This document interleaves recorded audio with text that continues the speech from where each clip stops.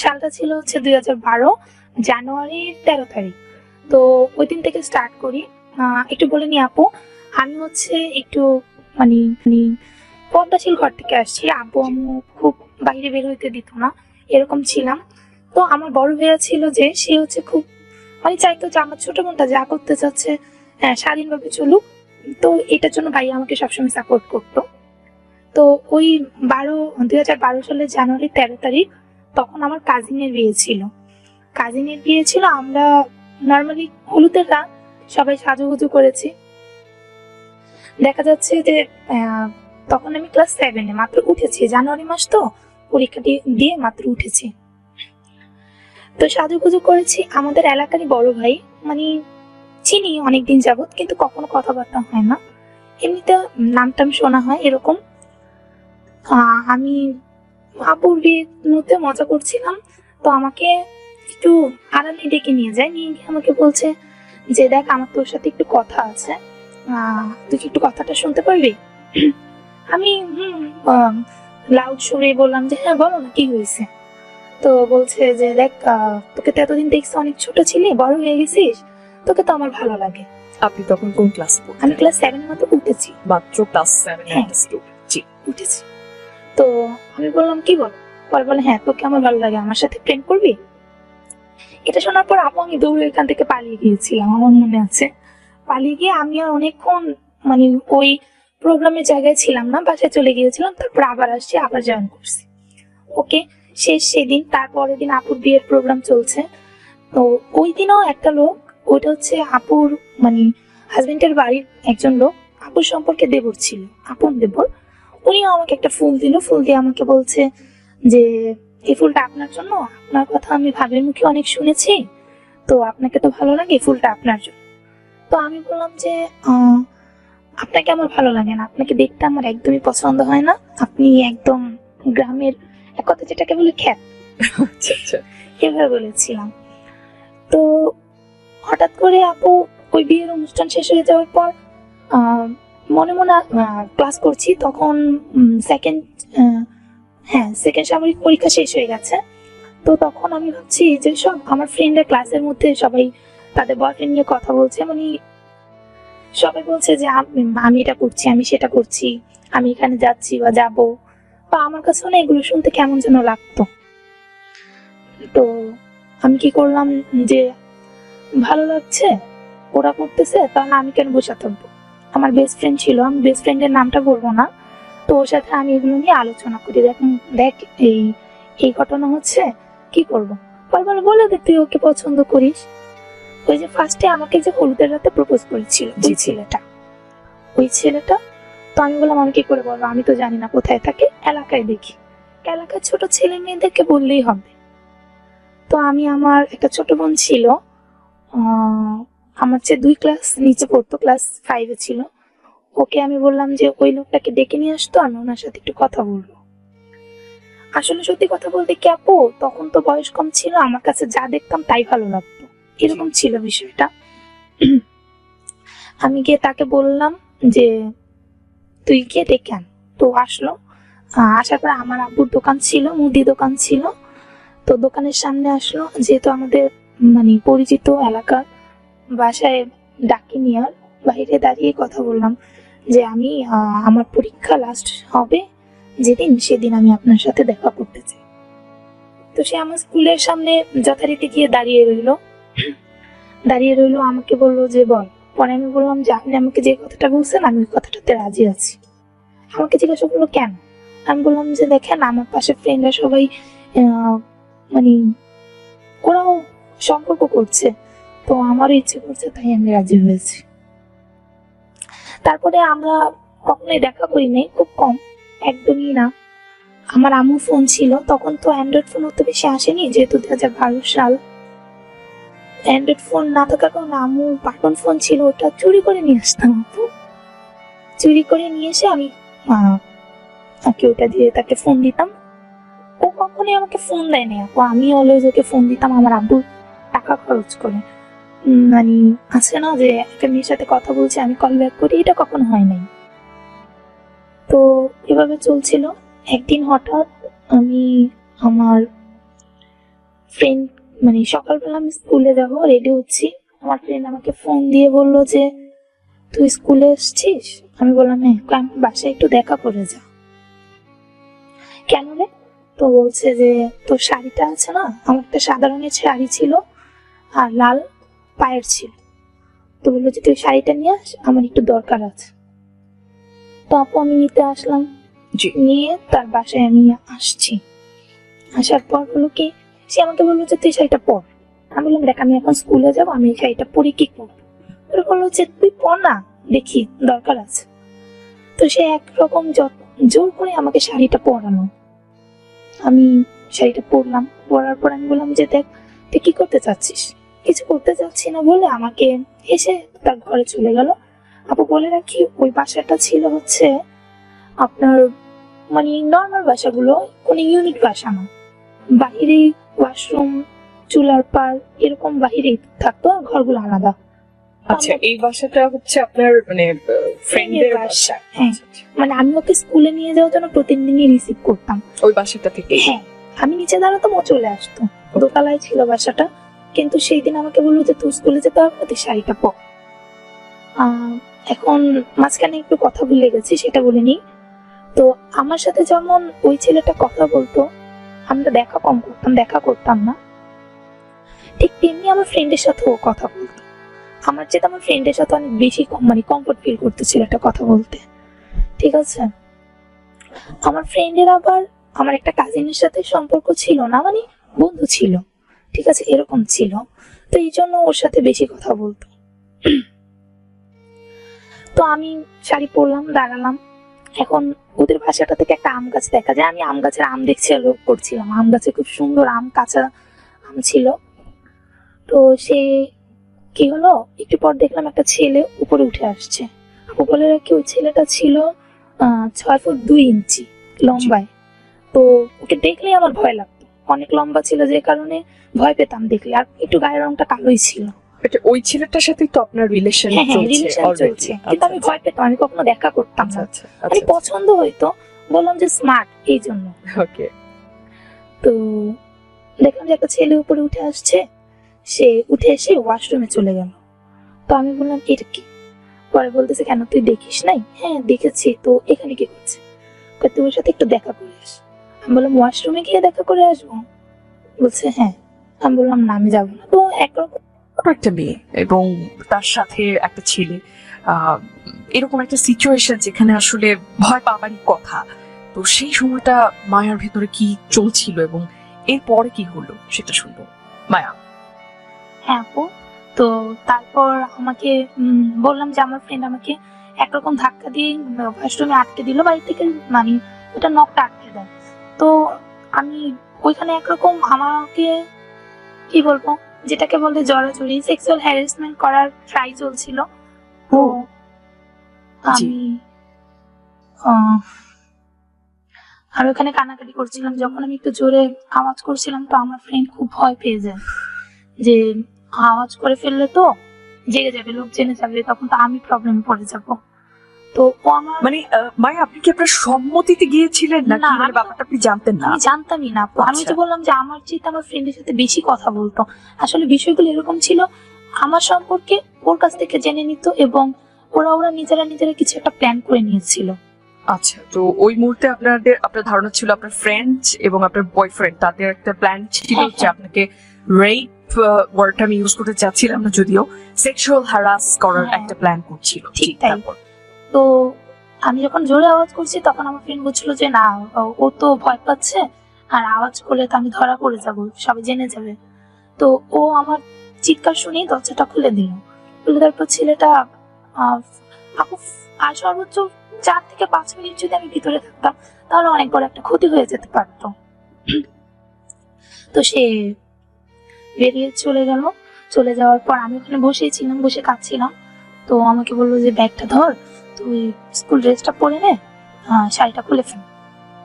তো আমি ওয়াশরুমে দরজাটা না গিয়ে নিচে চেঞ্জ করে নিলাম। চেঞ্জ করে এসে ওই যে ছাদেই তো ছিল, দোতলার রুম ছিল যেহেতু, এক সাইডটা খালি থাকে, ওইখানে এসে অনেকক্ষণ বসেছিলাম আপু। তো আমার ফ্রেন্ডের আব্বু এসে জিজ্ঞাসা করছে কেমন আছো, আমি কোনো আওয়াজ করছিলাম না, আমি একটু চুপ হয়ে গেছিলাম। তো আমি আমার ফ্রেন্ডকে বললাম যে দেখ, তুই যে কাজটা করছিস, তুই আমাকে জিজ্ঞাসা না করে খুব ভুল করছিস, তোর উচিত ছিল অন্তত আমাকে বলা যে এরকমটা হতে পারে, তো তুই ভালো করিসনি। তো ঠিক আছে, সেদিন আমি ওর সাথে কথা বলিনি, বাসায় চলে আসি। আসার পর আমি আবার চিন্তা করছিলাম কি আপু, যে আমি তো ওকে পছন্দ করি, ছেলেটাকে আমি পছন্দ করি, ছেলেটাও আমাকে যেহেতু পছন্দই করে, তাহলে তার মানে তো এটা কোনো প্রবলেম না। আমি এরকম ভাবে চিন্তা করে ভুলে যাচ্ছিলাম। তো রাতে আমি ফোন দিলাম, ফোন দেওয়ার পর সে ফোন ধরে আমাকে একটু উচ্চস্বরে বলছে, কেন ফোন দিস? তুই করেই বলছিল, কেন ফোন দিয়েছিস? তো আমি বললাম যে ফোন দিব না, কাকে ফোন দিব? তো বলতেছে না, আমাকে আপনি ফোন দিবি না। দেখ, আমি একটা কথা বলি, তুই শোন। আমি খারাপ ছেলে, আমি নেশা করি, অনেক কিছু খাই, তো তোর সাথে আমার লাইফটা যাচ্ছে না। আমার সাথে তোর লাইফটা যেহেতু যাচ্ছে না, সেহেতু তুই আমার সাথে এই সম্পর্কটা রাখিস না। তুই পড়াশোনা করছিস, পড়াশোনা কর, ভালোভাবে আছিস, ভালোভাবে থাক। ফোনটা কেটে দিল। এভাবে করে আপু এরকমই করতো প্রায়। এই হয়ে গেছে, কথা বলছে না 1 মাস, 1 মাস 1.5 মাস পর আবার ফোন দিচ্ছে। ফোন দিয়ে কথা বলছে, কেমন আছো, ভালো আছো, কি করছো? আবার সে নরম গলায় কথা বলছে। আবার যখন আমাকে ডাকছে, আমি যখন না বলে দিচ্ছি, আমি বলছি আমি বিজি আছি, পড়াশোনা করছি, আপু আম্মু বকা দিবে, ঘর থেকে বের হতে পারবো না, যেহেতু আমি পর্দা করতাম। তো বলতেছে যে আচ্ছা ঠিক আছে, রেখে দে। এরকম ছিল। আবার 1 মাস কথা বলছে না, আবার কথা বলছে। এভাবে করে আমি মোটামুটি বছরখানেক পার করে দিছি। পার করে দেওয়ার অর্থাৎ আপনাদের রিলেশনশিপটা বেসিক্যালি এভাবে যাচ্ছে যে খুব একটা কথা বলা সুযোগ হচ্ছে না, তারপর হচ্ছে দেখা করছেন না, ওই ইনসিডেন্টের পর হচ্ছে আর দেখা করছেন না। আচ্ছা, আপনি তো ভয় পেয়েছিলেন, তারপরও ওনার সাথে আপনার কানেকশন বা যোগাযোগটা কেন ছিল? আপু জানি না, কিন্তু মনে হতো যে আসলে আমি আমার ফ্রেন্ডদেরকে জানিয়েছিলাম তো যে আমি একটা রিলেশনে আছি। ওই যে ফ্রেন্ড, তো ওরা বললো যে কিরে কি হয়েছে, তো ওই জন্যই হয়তো রাখাটা ছিল, আর কিছু না। তো মাঝখানে অনেকদিন কথা হচ্ছে না বললাম, যখন 1 বছর পার হয়ে গেছে, একদিন শবে বরাত ছিল, আমার মনে আছে। আমরা তো বেসিক্যালি ইসলাম ধর্ম যারা পালন করি, তারা অনেক কিছু করে থাকি সেই দিনটাতে, অনেক রকমের রান্না করা হয়। তো আমি আম্মুর সাথে অনেক সাহায্য করে সারাদিন রান্না বান্না করলাম। করার পর এখন আমি আসরের ওয়াক্তে নামাজ পড়বো বলে গোসল করি, এবং আসরের নামাজ পড়ে আমি একটু রেস্ট নিই, যে আমি মাগরিবে উঠে নামাজ পড়ে সারা রাত নামাজ পড়বো। তো 2 দিন আপু, আমি 2 দিন কি 3 দিন তাকে ফোন দিইনি, একদমই টোটালি ফোন দিইনি। তো আমি একটু রেস্ট নিচ্ছিলাম, ঘুমাচ্ছিলাম। তো যেটা এলাকার একজন ছেলে, আমি বারবার বলছি, আমার ভাইয়া আসে পিছন থেকে, এসে আমাকে, মানে আমার 2টো ভাই, বড় ভাইয়া ছোট ভাইয়া। তো ছোট ভাইয়া আসে একটা পেপার নিয়ে আসে এবং বড় ভাইকে দেখায়, ভাইয়া দেখো, এই ছেলেটা না, চিনতে পারছো, এই ছেলেটা না ডাকাতি করতে গিয়ে ধরা পড়ছে। নামটা যখন বলে, আমি রাতে উঠে বসার পর বড় ভাই বলছে কি হয়েছে? আমি বললাম যে না, ভাইয়াটাকে আমি চিনি তো, এই জন্য একটু লাফিয়ে উঠেছে। পরে বললো যে কিসের কেসে গিয়েছে? পরে বলতেছে যে ডাকাতির কেস বলার পর তো আমি আর, যেহেতু ভাইয়ারা সামনে ছিল, আমি কোনো রিয়েক্ট করতে পারিনি। আমি আবার শুয়ে পড়ার পর ভাইয়ারা যখন ঘর থেকে বের হয়ে যায়, তো আমি পেপারটা নিয়ে দেখি যে ওখানে লেখা আছে যে 3 জন মিলে তারা ডাকাতি করতে গিয়েছিল কোন একটা এলাকায়, সেখানে তাদেরকে 2 জনকে ধরতে পেরেছে, 1 জন পালিয়ে গেছে, এখন তারা ঢাকা কেন্দ্রীয় কারাগারে আছে। তো তখন এটা কত সালের ঘটনা শুনছি মায়া? এটা হচ্ছে আপনার 14, আমি বললাম যে 1 বছর পার করে ফেলেছি। 1 বছর পার করেছেন 2014 সালে, অর্থাৎ আপনার বয়ফ্রেন্ড যে কিনা ফাইনালি তার সাথে হচ্ছে ওই দিন ইনসিডেন্টের পর আপনার মূলত জাস্ট হচ্ছে কথাবার্তা, এবং আপনি ততদিনে ক্লাস 8-এ উঠাচ্ছেন, রাইট? এরকম একটা ব্যাপার চলছে। এবং বন্ধুরা, আমি শুনছিলাম যে একটা ইনসিডেন্ট হয়ে গেল যে তিনি ডাকাতি করার একটা মামলাতে ফেসে গেছেন। জি, তারপর বলুন। তারপর আমি আসলে আপু একটু ভেঙেই পড়ি যে এটা কি হলো। হ্যাঁ, এখন আমি আমার ফ্রেন্ডদেরকে কিভাবে করে সবকিছু বলবো, এটা তো আমি বলতেই পারবো না। কিছু ফ্রেন্ড আছে যাদেরকে বলা যায়, কিছু ফ্রেন্ড আছে তাদেরকে বলাই যাবে না। তো আমি আমার ওই যে বেস্ট ফ্রেন্ড আছে, ওকে আমি বললাম যে দেখ এরকম হয়েছে। তো বলছে যে কি করবি? পরে আমি বললাম যে আমি দেখা করতে যাবো ওর সাথে। আমি ওর সাথে দেখা করতে যাব। এবার আমি যেভাবেই হোক ওর যে মানে ফ্যামিলি মেম্বার কারোর সাথে যেভাবে হোক কন্ট্যাক্ট করব। তো ওই যেতে এলাকাতে ছিল, তো অন্য একটা ভাইয়ার কাছ থেকে আমি ওর ছোট ভাই, আপন ছোট ভাই, তার নাম্বার নিয়েছিলাম। নিয়ে আমি মোটামুটি 6-7 দিন লেগেছিল নিয়েছিলাম। ও আপু হচ্ছে জুলাইয়ের 2 তারিখে গিয়েছিল জেলে।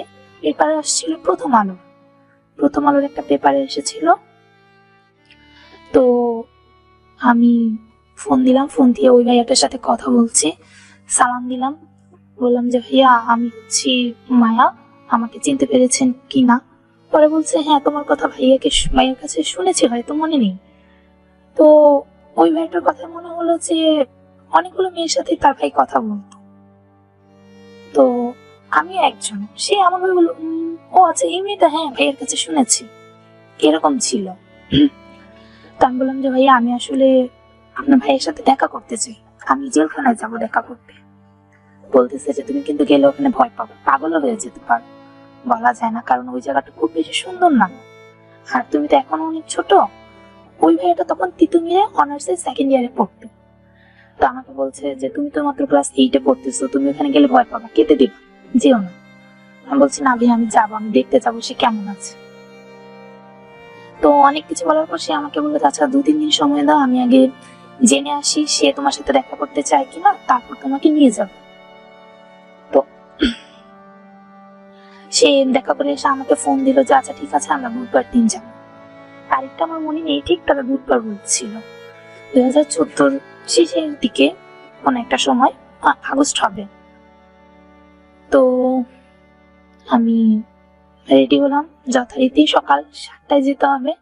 আমি 6:30টায় উঠে রেডি হয়ে নিলাম, আম্মুকে বললাম যে আমি স্কুলে যাব, যেহেতু আমি বোরকা পরি, ভিতরে ড্রেসটা কোনো প্রবলেম ছিল না, আমি বোরকা পরে ব্যাগের মধ্যে ড্রেসটা নিয়ে নিই। আর হচ্ছে কিছু টাকা আপুর দোকান থেকে চুরি করে নিয়েছিলাম। আচ্ছা। আমি প্রায় টাকা চুরি করতাম আপু, কারণ ওই ছেলেটা অনেক সময় টাকা চেত। আমার এই প্রবলেম হচ্ছে, আমাকে কিছু টাকা দাও, তোমার কাছে কি টাকা হবে, এভাবে করে কখনো আমার কাছে তখন 1000 টাকা অনেক কিছু দোকান থেকে নেওয়াটা, তো চুরি করে দিতাম। আর মানে লাস্টে জানতে পারি যে সে এগুলোতে নেশা করতো। জি। তো আমি গেলাম সেখানে, অনেকক্ষণ বসেছিলাম, অনেক রকমের ফর্মালিটিস ছিল, যেমন কাগজ টাগজ সাইন করতে হয়, বাবার নাম টাম, এগুলো আমি বুঝতাম না। তো ভাইয়া সব কিছু বললো। বাইরে সিরিয়ালে দাঁড়িয়েছিলাম, মানে আধা ঘন্টা করে এক সিরিয়ালকে পাঠাচ্ছে, তারা ভিতরে দেখা করে আসছে, আবার সিরিয়ালে যেতে হবে, এরকম ছিল। তো ভয় পেয়ে গেলাম আমি, দেখছিলাম কেমন চিল্লাচিল্লি হচ্ছিল, মানে একটা পাগলা গারতের মতন অবস্থা ছিল। ভিতরে গেলাম আপু, যে দেখি যে দেয়ালের মতো দেয়াল ছিল, তো লোহা দিয়ে, চিৎকার ছাড়া কোনো কথাই বোঝা যায় না। আমি আবার জোরে কথা বলতে পারি না, আপু হয়তো বুঝতে পারছেন আমি জোরে কথা বলতে পারি না। তো আমি চিৎকার করতে পারছিলাম না, একদমই চিৎকার করতে পারছিলাম না, অনেক দূর। জি জি জি, অনেক দূর। হ্যাঁ, তো আমি কথা না বলি, তার ভাই তার সাথে কথা বলে, আমি শুধু দেখছিলাম। আমি আসলে ওনাকে দেখছিলাম না, আমি আশেপাশের পরিবেশটা দেখছিলাম, যে এটাও কি আসলে একটা পরিবেশ। মানে আপু ভয়ঙ্কর, খুবই ভয়ঙ্কর। ওইখানে আল্লাহ করুক কাউকে কখনো যেন যেতে না হয়, খুবই বিশ্রী। আমি ওখানে দেখতে গিয়ে আসলে ভয়ে বসে কেঁদে দিয়েছিলাম, আমার মনে আছে, এত বিশ্রী অবস্থা। তো আমাকে বললো যে তুমি এসেছো আমার সাথে দেখা করতে? আমার ফ্যামিলি মেম্বার ছাড়া আমার সাথে আর কেউ দেখা করতে আসেনি, আমার এত ফ্রেন্ড। আমি বললাম যে হ্যাঁ আমি এসেছি, আমার মনে হলো আমি আপনার সাথে দেখা করি। তো আপু আমি সেদিন দেখা করলাম, হয়তো কথাও বললাম, কিছুটা বোঝা যাচ্ছিল না, তাও সেদিন দেখা করে আমি বাসায় চলে যাই। যাওয়ার পর সেদিন যে খরচটা হয়েছিল তার ভাই আমাকে দিয়ে করায়, যাতায়াত ভাড়া, কিছু কেনাকাটা করে দিতে হয়, এগুলো আমাকে দিয়েই করায়। তার ভাইটাও মোটামুটি সেরকমই ছিল। তারপরে আমি আরো 2বার গিয়েছি। একবার গিয়েছিলাম আপু ঈদের দিন আমি সকালবেলা যখন যাই, আসলে এমনিতে তো বাড়ি থেকে বের হতে দিবে না, তো আমি আপনার সেজে গুছে যে ফ্রেন্ডদের সাথে ঘুরতে যাই বলে বের হয়েছিলাম। বের হয়ে যাই, গিয়ে দেখি যে অফ, বসে থাকতে হবে, খুলতেও পারে জেলখানা, মানে লোক সম্মুখে দেখা করার জন্য, আবার নাও খুলতে পারে। তো 2:30 পর্যন্ত আমি বসেছিলাম সেই রাস্তার মধ্যে, আমার মনে আছে বসে থেকে দেখা করে পরে এসেছিলাম। তারপর হঠাৎ করে হলো কি আপু, ওই যে আমার ফ্রেন্ডের নাম্বার দিয়ে যেহেতু কথা বলেছিলাম আমি তার ছোট ভাইয়ের সাথে, কোনো কারণে তারা দুজন একটা সম্পর্কে জড়িয়ে গেল। ততদিনে হ্যাঁ, কে কে জড়িয়ে গেল? আমার বেস্ট ফ্রেন্ড আর আমার যে বয়ফ্রেন্ড ছিল তার ছোট ভাই। আমি বললাম যে আমার একটা ফ্রেন্ড ও আমার বয়ফ্রেন্ডের ছোট ভাই মানে ভাইয়ের সাথেই সম্পর্কে জড়িয়ে পড়লো। তো আমি যখন লাস্ট ফোন দিয়েছি যে ভাইয়া আমি দেখা করতে যেতে চাই, তো হঠাৎ করে সে আমার সাথে কানেক্ট একদম বন্ধ করে দিল, না করে দিল। এভাবে করে মোটামুটি আপু 2.5 বছর 2 বছর 5 মাস শেষ হয়ে যায়। মাঝখানে আমি 3 বার শুধু দেখা করতে পারি, কিন্তু ওই টাইমটাতে আসলে আমার সাথে দেখা করতে দেয় নাই তাকে। আর ওই যে আমার ছোট মানে আমার বয়ফ্রেন্ডের ছোট ভাই, সে আমার বেস্ট ফ্রেন্ডের সাথে একটা সম্পর্কে জড়িয়ে যায়, সেই জন্য। তো আমি এই সময়টা মোটামুটি একটু পাগল টাইপের হয়ে গিয়েছিলাম, মানে চুপচাপ থাকতাম, ফ্যামিলি মেম্বারদের কথা শুনতাম না, কেউ কিছু বলছে। ওই সময় আপু আমি আরেকটা কথা বলিনি, আমি স্টুডেন্ট হিসেবে খুব ভালোই ছিলাম। ক্লাস 5-এ আমার A+ ছিল, এইটা গিয়েও মোটামুটি খুব ভালো রেজাল্ট হয়ে যায়, 4.95 এর উপরে ছিল। কিন্তু যখন আমি 9-এ উঠে যাই, লাস্টের দিকে যখন আমি ওনার সাথে কানেক্ট হতে পারছি না, তখন আমার পড়াশোনা থেকে একদমই মনটা চলে যায়। তো আমি এরকম চুপচাপ হয়ে যাওয়ার কারণে আমার ফ্যামিলি মেম্বার তখন আর আমাকে বেশি কোনো কিছুতে চাপ দেয় না। আমি বাইরে যেতে চাইলে সে আমাকে যেতে দিচ্ছে, যেহেতু আমি পর্দায় করি আমাকে যেতে দিচ্ছিল। তো আর একটা বলবো যে ম্যান পাওয়ার যে বিজনেস গুলো আছে আপু, এরকম একটা সাথে আমি জড়িয়ে গিয়েছিলাম। ম্যান পাওয়ার হচ্ছে এমন যে তুমি যদি কোনো লোককে নিয়ে যেতে পারো, সেটার উপর তুমি প্রফিট পাবা, সে যদি কোনো কিছু কিনে থাকে। এরকম একটা ম্যান পাওয়ার বিজনেসের সাথে আমি জড়িয়ে যাই। জড়িয়ে যাওয়ার পর আমি ওখানে যাতায়াত করছি, রেগুলারলি যাতায়াত করছি। তো আমার ওইখানে আমি যেহেতু চুপচাপ থাকতাম, তো আমার কাজ ছিল আমি একজন লোককে মানে জয়েন দেওয়াবো। তো যেভাবে হোক আমি লোকদেরকে মানে এক কথা পটানোর চেষ্টা করছিলাম। তো ঠিক ওই সময়টায় ওই যে আপু আমি বলেছিলাম যে একদম প্রথমে আমার যে কাজিনের যে দেবর ছিল, সে আমাকে প্রপোজ করেছিল। আমি একটা ফেসবুক আইডি খুলি ফার্স্ট টাইম ক্লাস, এটা কত সালে? 9 শেষ করিনি আপু, 9-এ ছিলাম আমি তখন। সালটা হচ্ছে 2016 শেষে বা 17-তে উঠে গেছি। ততদিন পর্যন্ত হচ্ছে আপনার বয়ফ্রেন্ডের সাথে আপনার রিলেশন বলতে আপু সে তো জেলে ছিল, আমি কি করে তার সাথে রিলেশন, আমি তার সাথে কানেক্ট হতে পারছিলাম না। কানেক্ট যেহেতু না হতে পারছিলাম, তো আমি আমার প্রশান্তির জন্য কোন একটা কাজে ব্যস্ত ছিলাম এরকম। তো ওই লোকটাকে আমি কানেক্ট করি ফেসবুকে এবং তাকে আমি ইনভাইট করি ওইখানে আসার জন্য। তো সে আসে এমন হয় আপু যে ওইটাও একটা এরকম হল রুম ছিল। তো ওইখানে সে যেতে চেত না, সে বলতো যে ঠিক আছে তুমি আমাকে কনভিন্স করবা, তো বাইরে দাঁড়িয়ে করো, আমাকে কনভিন্স করতে পারলে আমি যাব। তো এইভাবে করে আমি অনেকবার ট্রাই করি, প্রায় ঘুরতাম সপ্তাহে 1 দিন 2 দিন 3 দিন 4 দিন এভাবে করে ঘুরতাম তার পিছন যে আজ না হোক কাল রাজি হবে, আমি তাকে জয়েন দেওয়াতে পারবো। তো সে একটা কি হয়, সে আমাকে নিয়ে সে বাইরে ঘুরে, সে আমার সাথে ফ্রেন্ডলি আচরণ করে, কথাবার্তা বলছে, আমরা হাসি ঠাট্টা করছি, যেহেতু আমার বিয়ে ছিল। তো আস্তে আস্তে আমি ফ্রি ফিল করছিলাম যে আমার যে বুকের মধ্যে একটা বোঝ ছিল আপু, আস্তে আস্তে কমে যাচ্ছিল। আমার ভালো লাগতো তার সাথে কথা বলতে, আমরা ফ্রেন্ড হয়ে যাই। তো আমি তার সাথে সব বিষয়ে আলোচনা করি, শুধুমাত্র এই বিষয়টা ছাড়া। আচ্ছা। তো আমি পারি না তাকে জয়েন দেওয়াতে। ততদিনে আমি মানে আমি তাকে কি জয়েন করাবো, সে আমাকে ওইখান থেকে ভুলে নিয়ে চলে আসছে, তোমার ওইখানে যেতে হবে, তুমি আমার সাথে ঘুরো, ফ্রেন্ডলি আচরণ করো, ভালো লাগবে।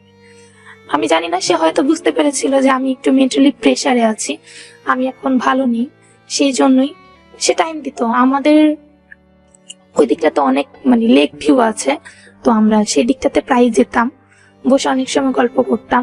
আবার সে আমাকে পড়াশোনার জন্য অনেক প্রেসার ক্রিয়েট করতো যে পড়াশোনা করো, দেখবে যে সময়টার জন্য তুমি এমন পাগলাম করছো সেই সময়টা এমনি চলে আসবে। তো আস্তে আস্তে ফ্রি হতে লাগলাম, ফ্রি হচ্ছি। একদিন ততদিনে আমার বয়ফ্রেন্ড জেল থেকে বের হয়েছে কিনা আমি জানিও না। তো আমি তার সাথে কথা বলছিলাম ফোনে, ততদিন আমার একটা ফোন হয়ে গেছে আপু, আমি একটা ফোন কিনেছি। আমার ফ্যামিলি থেকে সেটা রাজি হয়েছে, যেহেতু আমি ক্লাস 9 কথা বলছিলাম ফোনে কথা বলার পর হঠাৎ কোনো কারণে আমি আমার আম্মুর সেই বাটন ফোনটা আমার কাছে এনে রেখেছিলাম। তো ওই ফোনে একটা ফোন আসার পর আমি ফোনটা রিসিভ করি। সালাম দিতে কি এইভাবে যে হ্যালো আসসালামু আলাইকুম, কে বলছেন? তো আমাকে বলছে যে ওয়ালাইকুম আসসালাম, কেমন আছো? তো আমি বলছি যে আমি ভালো আছি, আপনি কে বলছেন? সেই ফোনের ওই পার থেকে উত্তর আসলো যে তুমি আমাকে চিনতে পারছো না, যদি আমাকে নাই চেনো তো নামটার আর দরকার নেই, নামটা ভুলে যাও। তো ফোনটা কেটে দিল। আমি অনেকক্ষণ চিন্তা করলাম যে কে হতে পারে। হঠাৎ করে আমার মাথায় চলে আসলো এই কণ্ঠটা তো আমার চেনা, আমি এই কণ্ঠের সাথে অনেকবার ফোনে কথা বলেছি। আমি আমি যার সাথে কথা বলছিলাম, আমার যে বন্ধুটা, তাকে আমি বললাম যে দেখো আমি একটু ব্যস্ত আছি, আমি একটু কথা বলবো একজনের সাথে ফোনে, তুমি এখন ফোনটা রেখে দাও। তো সে রেখে দিল যথারীতি। রেখে দেওয়ার পর আমি তাকে ফোন দিলাম, ফোন দিয়ে বললাম যে কবে আসছো তুমি জেল থেকে? সে বললো যে আসছি, আমি আজকে সকালে এসেছি, তোমাকে বিকালে ফোন দিলাম, একটু ফ্রেশ হয়েছি, খাওয়া দাওয়া করলাম, আব্বু আম্মুর সাথে দেখা করলাম। ও আচ্ছা, তো ভালো আছো? আপনার এই জেল ফেরত প্রেমিকের সাথে আপনার কতদিন পর কথা হলো? 2 বছর 5 মাস। তার মানে আপনি তার জন্য কত বছর ওয়েট করেছিলেন? 2 বছর 5 মাস। আচ্ছা আচ্ছা, তো 2 বছর 5 মাস শুধু তার জন্যই অপেক্ষা, এবং তারপর হঠাৎ করে আপনার কারোর সাথে না, আমি শুধু একটা বন্ধু বানিয়েছিলাম। বানিয়েছিলেন, হ্যাঁ, জি। তার মানে আপনি আপনার প্রেমিকের জন্য ওয়েট করছিলেন হ্যাঁ। তখনও? জি, বলুন। তো আমি তারপর তাকে বললাম যে তুমি কেমন আছো? সে বলছে যে এত কথা বলিস না, আগে আমি তোকে যেইটা প্রশ্ন করেছি সেইটার উত্তর দে। আমি বললাম কি? পরে বলতেছে আমি একটা কথা বলে রাখি আপু, মাঝখানে উনি যেহেতু আমার বেয়াই, মাঝখানে আমার ভাইয়ের বিয়ে হয়েছে, ভাইয়ের জন্য আমি ভাবি এনেছিলাম। তো ভাইয়ের বিয়ে হওয়াতে সে যেহেতু আমার আত্মীয় ছিল, আমি তাকে নিয়ে আমার ভাইয়ের বিয়েতে যাই। ওই বিয়েতে আমরা অনেক মজা করি। এখন আমার বন্ধু হওয়ার কারণে তার সাথে আমরা দুষ্টামি স্বরূপ একটা খেলা, যেটাকে বলে যে গেম খেলা, এরকম গেম খেলি। আমাদের এলাকায়, গ্রামের দিকে এলাকায় হচ্ছে একটা ভয়ঙ্কর জায়গা ছিল। তা আমি অনেক ভয় পাই, ভূত বলতেই খুব ভয় পাই। তো আমাকে বলে যে তুমি যদি ওরকম একটা জায়গায় যেতে পারো, এই মানে সে তো আমাকে সবসময় খুশি রাখার চেষ্টা করতো, যে কারণে আমাকে সে সবসময় গেমের উপর রাখতো। তো আমি বললাম যে না, আমি যেতে পারবো না, তুমি যদি যেতে পারো তুমি যা চাইবে আমি তোমাকে তাই দিব। তো আমি সেই সাহস করে সেই দিন রাতে ওই জায়গাটায় বেড়াইতে যাই, মানে ঘুরতে যাই। সে থাকে ওইখানে কিন্তু যাই। তো যাওয়ার কারণে এই জিনিসটাকে আমাদের যে আত্মীয় ছিল তারা তারা খারাপ ভেবে নেয় যে আমি ওই ছেলেটার সাথে রাত্রেবেলা ওইখানে কেন গিয়েছিলাম। কিন্তু আপু আসলে কোনো কারণ ছিল না, আমরা শুধুমাত্র মানে আমার ভয়টা ভাঙানোর জন্য সে আমাকে ওখানে যেতে বলে। সে যদি বলতো যে আমি যাব না, তুমি একা যাও, সেটাও হতো। এই জিনিসটা হচ্ছে আমার ফ্রেন্ডও তো আমার ভাইয়ের বিয়েতে গিয়েছিল, সেইটাকে এত নেগেটিভ বানিয়েছে, যেহেতু আমার বয়ফ্রেন্ডের ছোট ভাইয়ের সাথে তার সম্পর্ক ছিল। তো ওই সম্পর্কর খাতিরে সে তার ছোট ভাইকে সব বলে দেয়। তার ছোট ভাই তাকে এটা ওই যে বলে না ক থেকে কলকাতা, এরকম একটা কিছু বানিয়ে বলেছিল, আমি জানি না কি বলছে।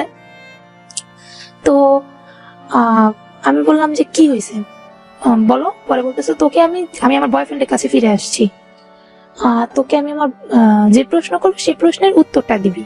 তো বলছি যে ঠিক আছে বলো। যে আমাকে বলছে যে তুই তোর বিয়ের সাথে অন্ধকারের রাতে কি করেছিলি, যেটা তুই আমার সাথে করিসনি, এত জোর করার পরেও। আমি আমি তারপরে স্তব্ধ হয়ে যাই। আমি আর কোনো কিছু বলার মতো অবস্থাতেই থাকি না, যে আমি কার জন্য আসলে এতগুলো বছর ওয়েট করলাম, 2-2.5 বছর আমি কার জন্য অপেক্ষা করেছি। সে এসে সে আমাকে আমি ভালো আছি কিনা, এতদিন আমি কিভাবে কাটিয়েছি, এসব জিজ্ঞাসা না করে আপু ডিরেক্ট আমাকে এটা জিজ্ঞাসা করছে যে তুই ওই ছেলেটার সাথে কি করছিস, যেটা তুই আমার সাথে করিস নাই।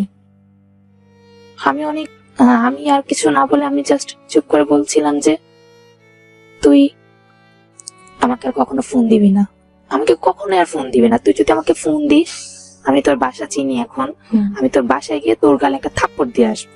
নেক্সট তুই আমাকে আর কোনোদিন ফোন দিবি না। তারপরে আজ পর্যন্ত তার সাথে আমার শুধু একবার ফোনে কথা হয়েছিল, তারপর আমি তো তার সাথে আর কথা বললাম না আজ পর্যন্ত। তো আমি আমার ওই ফ্রেন্ডটাকে ফোন দিলাম যে দেখো আমি তোমার সাথে একটু দেখা করবো, আমি তোমাকে অনেক কিছু জানাতে চাই। তো সে বললো ঠিক আছে। তো আমরা রীতিমতো বিকালে আমার কোচিং এর কথা বলেই বেরোলাম। আমি কোচিং এ যাই নাই, না গিয়ে আমি তার সাথে আমি বললাম যে আমাদের ওইদিকে অনেকগুলো লেক আছে, লেকের পাড়ে বসি এবং তার সাথে কথা বলি, এবং আমার সাথে যা যা হয়েছে আপু, তার চেয়ে তো অনেক কিছু বাড়িয়ে বলা, যেটাকে বলে যে একজন মানুষের কাছে দেখি তার কতটুকু আমার উপর বিশ্বাস। এভাবে করে আমি আমার পিছনে যা হয়েছে আমি সবকিছু তাকে খুলে বললাম। যে মানুষটাকে নিয়ে আপনাকে অ্যালিগেশন দিচ্ছিল যে ওনার সাথে আপনার ফিজিক্যালি কিছু হয়েছে, হ্যাঁ। সেই মানুষটার কথা বলছেন? হ্যাঁ। জি জি জি, মানে তাকে আপনি সব ফাইনালি আপনার ফ্রেন্ডকে বলে আপনি দিলাম, সব হ্যাঁ। খুলে বললেন আপনার প্রিভিয়াস পিছনে যা বয়ফ্রেন্ডের হয়েছিল। কথা?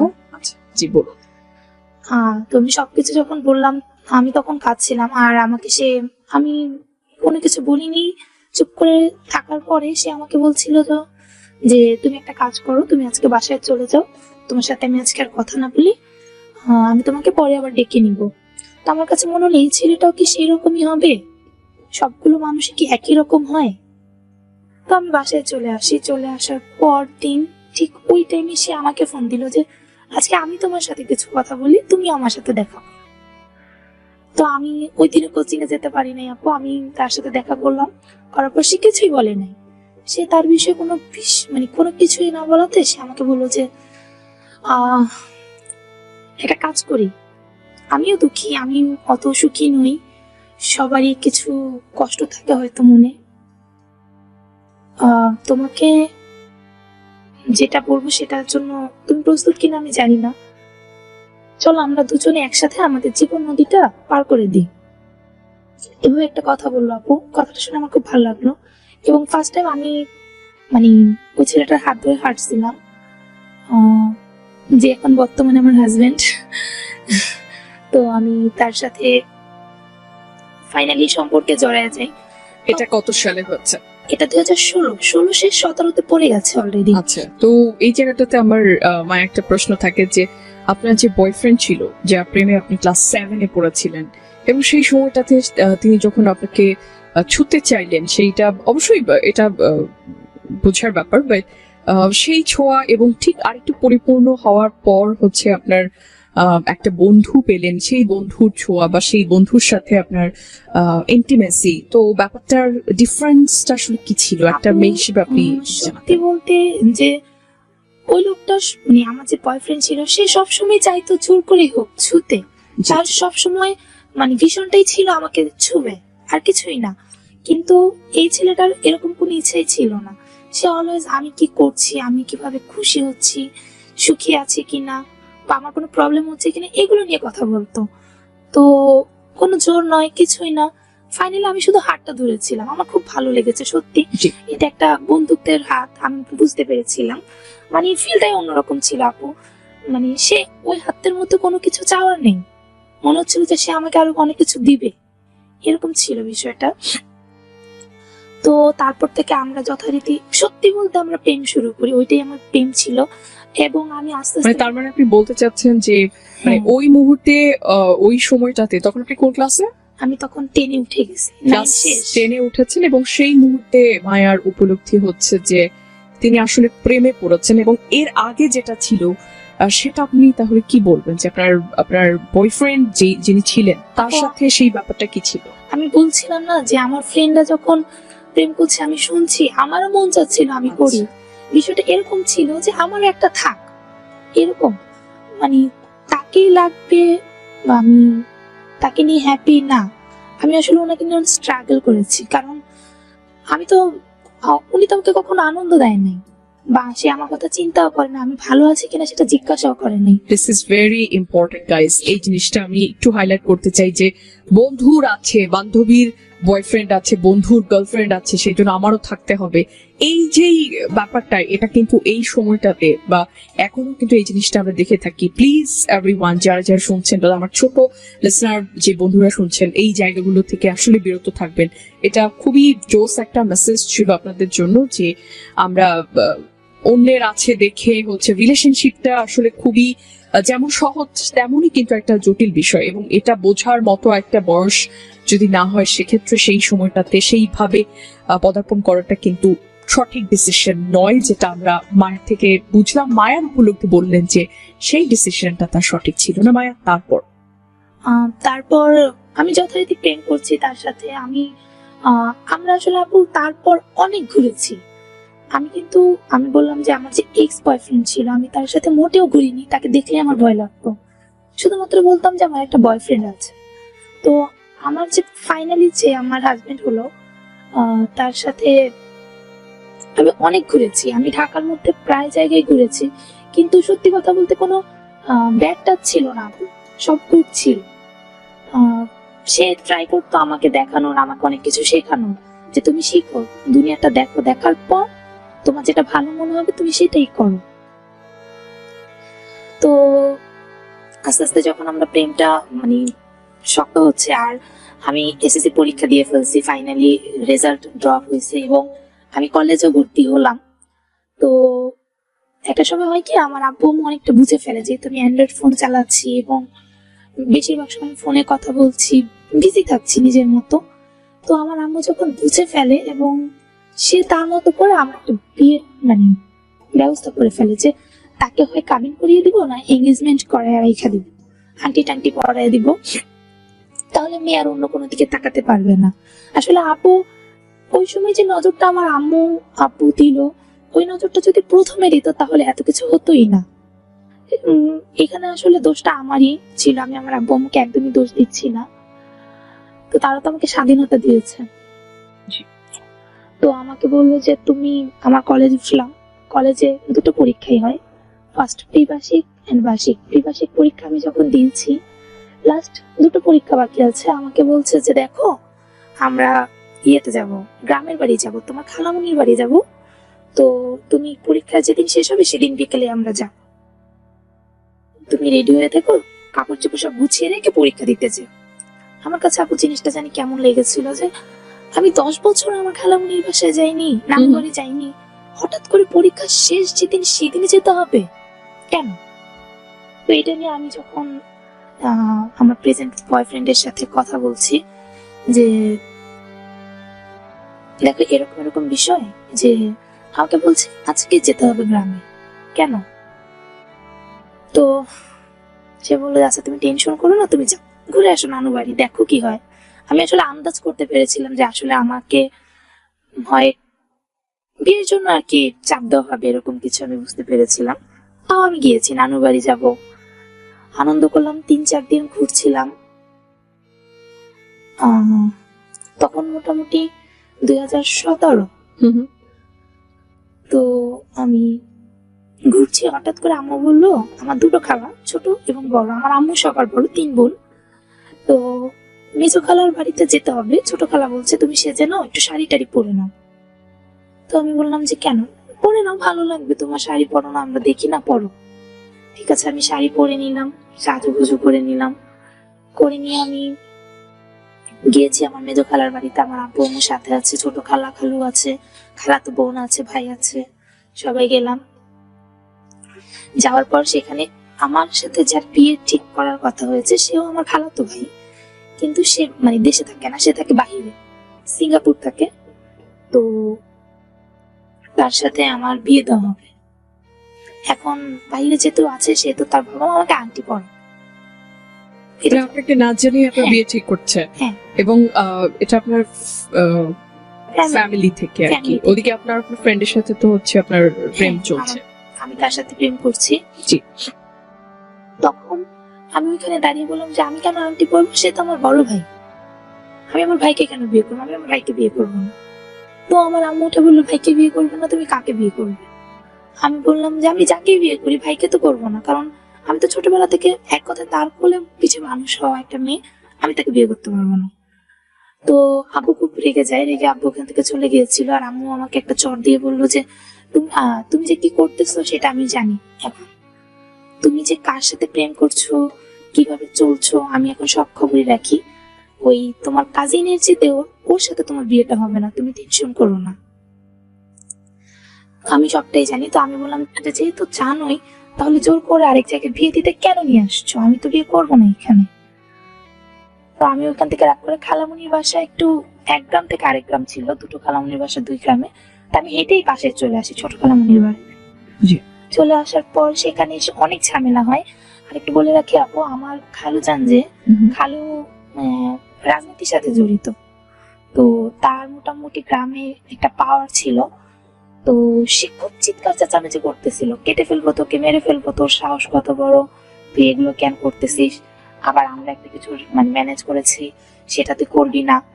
আবার আমার আব্বুকে বলতেছে এই জন্যই বলেছিলাম মেয়েরা পর্দার নিচে থাকুক, মেয়েদেরকে বেশি পড়াশোনা করাইতে হয় না, বেশি পড়াশোনা করাইলে এরকম পাখা গজিয়ে যায়, অনেক রকমের কথা বলছিল আমার খালুজান।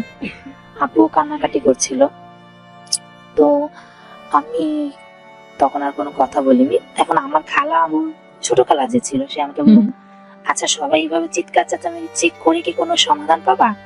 মেয়েটা যেহেতু বলছে যে একটা ছেলেকে অনেক ভালোবাসে, আচ্ছা সেই ছেলেটা বাসে কিনা সেটাকে দেখো, যদি দুজনেরটা ঠিক থাকে তাহলে আমরা একটা ডিসিশন নিবো, এর আগে তো শুধু শুধু চিৎকার করে কোনো লাভ নাই। তো খালামণি আমার ফোনটা নিল, আমার হাত থেকে জোর করে নিল, নিয়ে বললো লক খুলো এবং যার সাথে তোমার রিলেশন আছে তাকে তুমি ফোন দাও। ফোন দাও, আমরাও দেখি সে কেমন, আমাদের পছন্দ হয় কিনা, কেমন ছেলে তুমি পছন্দ করেছো। তো আমি ফোন দিলাম, খালামণি আমার হাত থেকে ফোনটা নিয়ে নিল, জোর করে এইভাবে টেনে নিয়ে নিল, নিয়ে বলছে যে ওই পাশ থেকে ফোন নিয়ে সালাম দিল যে আসসালামু আলাইকুম। সে আসলে আন্দাজ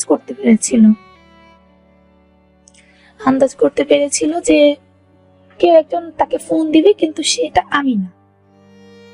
উত্তর নিল, খালামণি বললো যে হ্যাঁ বলো কি হয়েছে, তুমি ফোন, সরি আমি একটু মিস্টেক করে গেলাম।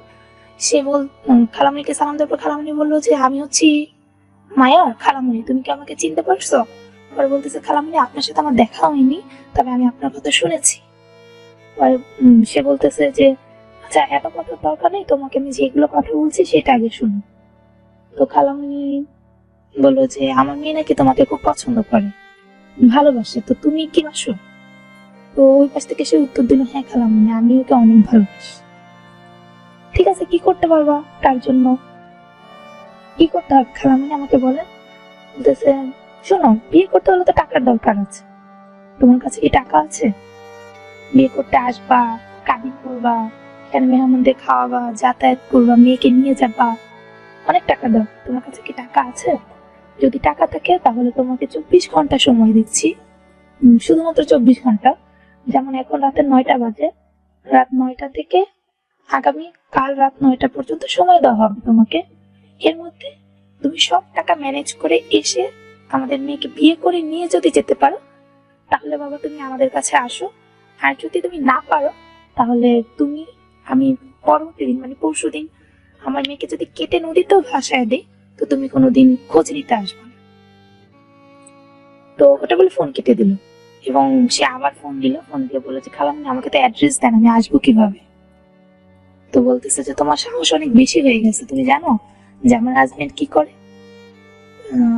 বললো যে না খালামণি আমি তো জানি না কি করে। তুমি আসলেই দেখতে পাবো। আচ্ছা ঠিক আছে তুমি আসো। ঠিক আছে, তো সে অ্যাড্রেস নিল, নেওয়ার পর আমার ফোনটা আমার কাছে নাই, খালামণির কাছে, মানে খালাতো বোনের কাছে দিয়ে রাখছে। রাখার পর খালাতো বোনই সবকিছু মানে খোঁজ খবর দিল। এখন আমি জানিও না সে আসবে কি না, আদৌ আসবে কিনা, সত্যি আসছে কিনা। তো তো তখন আপনি সে কোনো কিছুই করতো না, তার প্রফেশনটা ছিল সে একজন কম্পোজার, তো সে ওটা নিয়ে গান বাজনা নিয়ে আসলে থাকতো। তো তার কাছে পর্যাপ্ত পরিমাণ টাকা ছিল না, টাকা না থাকার কারণে আমি অনেক টেনশন করছিলাম সে আসবে কি না। অনেকটা সময় চলে যায়, ভোর হতেই সে নাকি রওনা দিয়েছিল আর এসেছিল সকাল 12টা নাগাদ।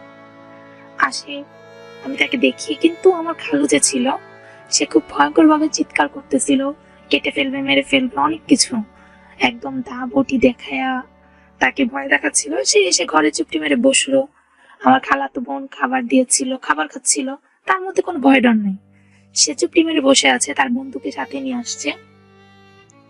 এবং কি হলো, খালুজান বাহিরে অনেক চিৎকার চেঁচামেচি করছিল, আব্বু আমাকে অনেকগুলো চড় থাপ্পড় দিল যে অনেক সাহস হয়ে গেছে তোর, অনেক বড় হয়ে গেছিস। তো খালা সবাইকে চুপ করানোর চেষ্টা করছিল এবং একটা সময় হলো কি আমার হাজবেন্ড বলে উঠলো যে এখানে তো বিয়ে করা সম্ভব না, যেই উশৃঙ্খল একটা পরিবেশ দেখতে পাচ্ছি, আমি তাহলে ওকে নিয়ে যাই, আমি নিয়ে গিয়ে কাজী অফিসে ঢাকায় গিয়ে বিয়ে করে নিব। তো আমার খালা বললো যে দেখো একটা সমাজের ব্যাপার আছে, তুমি চলে যাও আজকে, কালকে ওদেরকে আমি ঢাকা পাঠিয়ে দিব এবং তোমার ফ্যামিলি থেকে লোক নিয়ে এসো, এবং লোক নিয়ে এসে তাদেরকে ম্যানেজ করে তোমরা একটা ডেট ফিক্সড করে একটা বিয়ে করে নিও। তো সে রাজি হয়, ঠিক আছে, চলে গেল। এবং আমার আম্মুকে বলে গিয়েছিল, দেখেন আপনারা যেটা বলছেন আমি কিন্তু সব শুনেছি, সব রাখারও চেষ্টা করছি, আমি সবকিছু রেডি করে আসছি, কিন্তু আপনারা যে কথাটা দিয়েছেন যে আপনাদের মেয়েকে আমি আসলে আপনারা তুলে দিবেন, যদি না দেন তো আল্লাহ তাআলার যে হাসরের ময়দান ওইখানে আপনাদেরকে আমি ঠেকাই দিব, এরকম কিছু আমাকে বলে। আম্মা যেহেতু এসবে খুব বিশ্বাসী, আম্মা আর কিছু করতে পারে না, সে রাজি হয়েছে। রাজি হয়ে যাওয়ার পর ঢাকা চলে আসে সে, আমরা পরদিন ঢাকা আসি। এবং আসার পর আমার যে বড় ভাই, এবার আমার বড় ভাইয়ের রোলটা বলি, আমার যে বড় ভাই সে কখনোই ভাবতে পারে না আমার বোন এমন কাজ করতে পারে। আমি তাকে স্বাধীনতা দিয়েছি, তার মানে এই না যে সে যা ইচ্ছা তাই করবে। ভাইয়া খুব রেগে যায় এবং রেগে গিয়ে আমার ফোন টোন যা ছিল টোটালি একদম নিয়ে আমাকে ঘরের মধ্যে আটকে রাখে টানা 5 দিন, এবং আমাকে কোনো প্রকার খাবারও দেয় না। আমার আম্মু চুরি করে আমাকে পানি বা শুকনো খাবার যেগুলো ছিল ওগুলো দিচ্ছিল।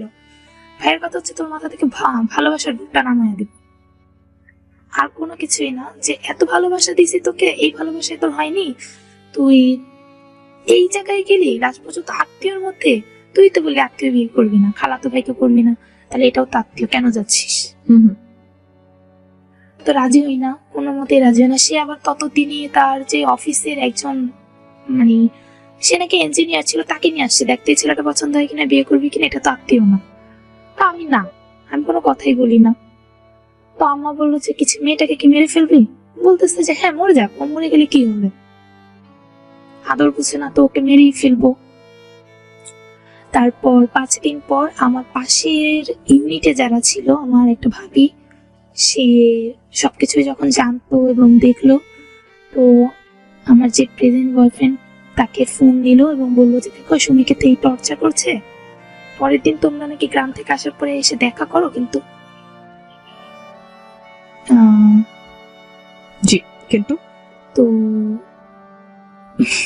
জি মায়া, জি বলুন, কোনো সমস্যা নেই, তারপর বলুন।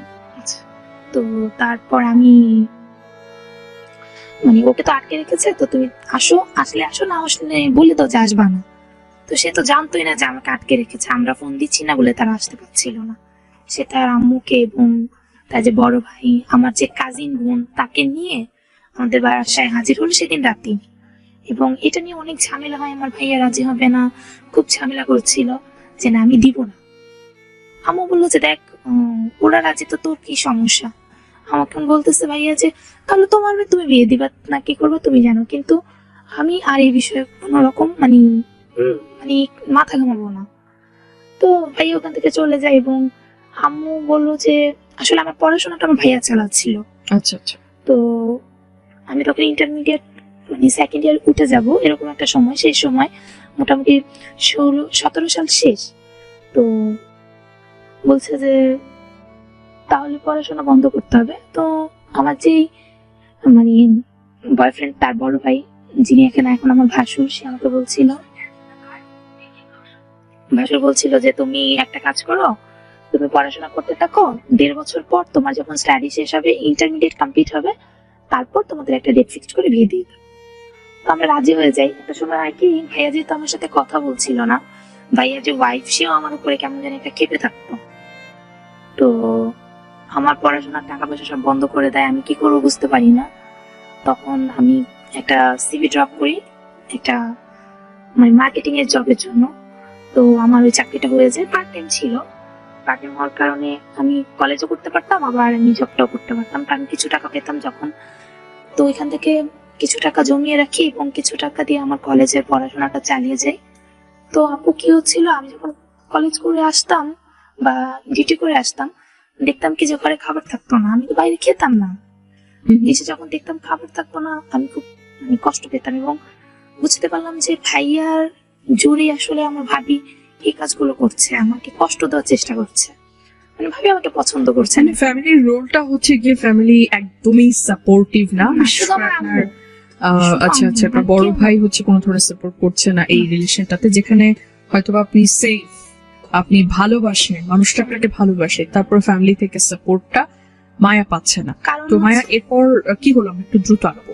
আচ্ছা, কারণটা হচ্ছিল আপনার যে আমার হাজবেন্ড তখন কোনো কিছুই করে না, তার কোনো ক্যারিয়ার নেই, তো সে এই ক্যারিয়ারে আমাকে নিয়েছে বা আমাকে নিয়েও কি সে এইভাবে কষ্ট করবে, ওই জন্য আমার ভাইয়া রাজি ছিল না। তো আমি এভাবে করে চলছে, তখন একটা সময় আমরাই নিজেরই ডেট ফিক্সড করি যে আমরা এই ডেটে বিয়ে করবো, আমার কিছু টাকা জমানো হয়েছে, তোমার কিছু টাকা জমানো থাকলো, এ দিয়ে আমরা একটা ছোট মোটো প্রোগ্রাম, মানে আত্মীয়দের না ডাকলেই নয়, এভাবে করে একটা ফ্যামিলি নিয়ে নাকি নিজের আমরা ডেট ফিক্সড করেছি আমরা দুজনেই। তার আম্মুকে গিয়ে বললাম যে কাইন্ড অফ হচ্ছে পালিয়ে বিয়ে? না, পালিয়ে বিয়ে না, মানে আমি তো ফ্যামিলিতেই থাকি, আমার তো বিয়ে দিবেই বললো, কিন্তু ডেটটা দিয়েছিল আমার কলেজ শেষ করার পর, কিন্তু ততদিন পর্যন্ত আসলে ঘরে থাকা সম্ভব হচ্ছিল না, আমার ঘর থেকে অত্যাচার হচ্ছিল, তো আমার মনে হচ্ছিল যে আমি এখান থেকে যেতে পারলে বাঁচি, এরকম ছিল। তো আমার কাছে যে টাকাটা জমানো হয়েছিল, আমি ডিউটি করতাম, যে চাকরি করতাম ওইখান থেকে, তো আমরা একটা ডেট ফিক্সড করি, আম্মাকে বলি আম্মা আমরা এই ডেটে বিয়ে করবো, আপনি এই যে টাকা, মানে টাকা আম্মুর হাতে দিয়ে বললাম আপনি যতটা পারেন সেটা ম্যানেজ করেন, করে আম্মু আমাকে এখান থেকে উদ্ধার করেন, আপনি নিজেও দেখতে পাচ্ছেন আমার সাথে কি হচ্ছে। তো আম্মু চেষ্টা করলো যে ঠিক আছে, আব্বু রাজি নেই, কেউ নেই রাজি, তো শুধু প্রোগ্রামটা অ্যারেঞ্জমেন্ট সম্পূর্ণ আম্মু করে, ওই বাড়ি থেকে লোকজন আসে, বিয়ে হয় ফাইনালি। বিয়ের দিন শুধুমাত্র আম্মু আমার সাপোর্টে ছিল এবং আব্বু রাজি ছিল না, এবং আব্বু লাস্ট টাইম যখন আমাদের বিয়ে হয়ে যায়, আমি যখন চলে যাবার আগে যখন দেখা করতে হয় আব্বু, তখন আমি আব্বুকে ধরে কেঁদেছিলাম, এবং আমার আব্বু আমার মানে কান্নায় সায় দিয়েছিল, আমার আব্বু আমার সাথে কথা বলছিল, কিন্তু আমার বড় ভাই আমার সাথে এখনো কথা বলে না। আমার বড় ভাই মানে আপনার বিয়ে হচ্ছে ওইটা পুরোটাই এখনো রাজি না, তো আপনারা ফাইনালি হচ্ছে বিয়ে করলেন এবং তারপর হচ্ছে পরিবার মোটামুটি মেনে নিয়েছেন, সবাই মেনে কিন্তু নিয়েছে, এখনো আপনার বড় ভাইয়ের সাথে কথা বলেন না। ও মাই গড, আমাদের বিয়ে 3 বছর শেষ হয়ে গেছে।